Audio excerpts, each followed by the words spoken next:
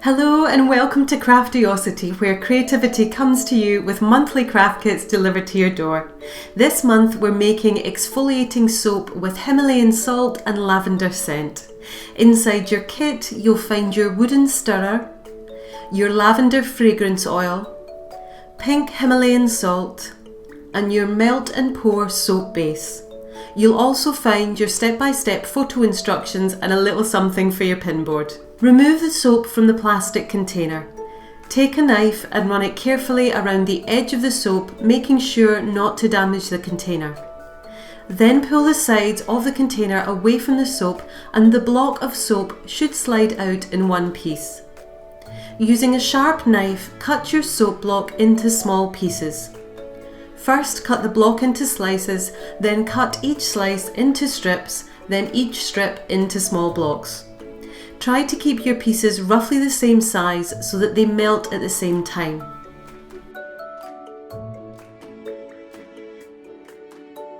Place your chopped up soap pieces back into the container. They won't all fit in, so keep a handful to one side and add these in once the soap has started to melt. Now it's time to melt our soap.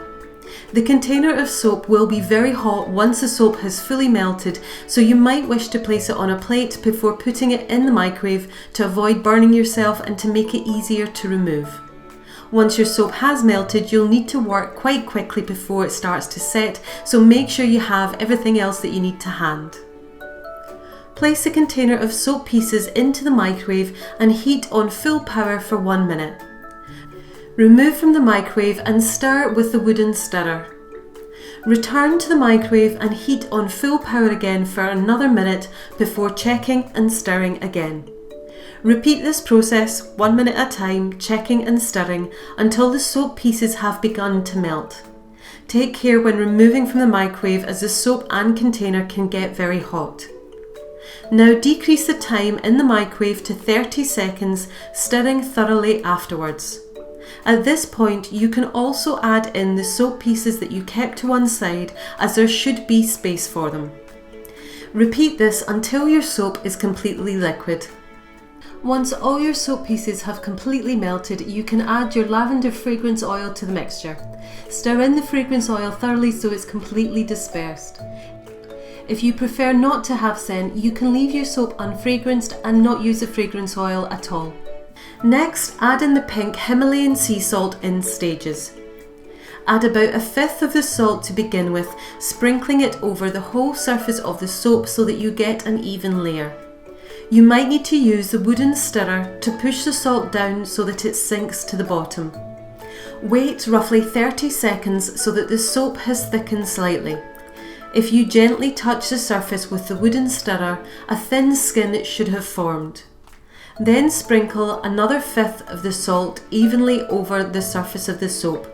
The skin on top will prevent the salt from sinking, so use your wooden stirrer to push it down until the liquid soap underneath covers the salt. Wait another 30 seconds and repeat the process. Repeat twice more until you've used up all the salt. You're creating multiple layers of salt dispersed within your soap rather than having all the salt in one layer. Then allow your soap to set and harden for 2 to 4 hours. If it's warmer, it may take a little longer, and if it's cooler, it may set faster.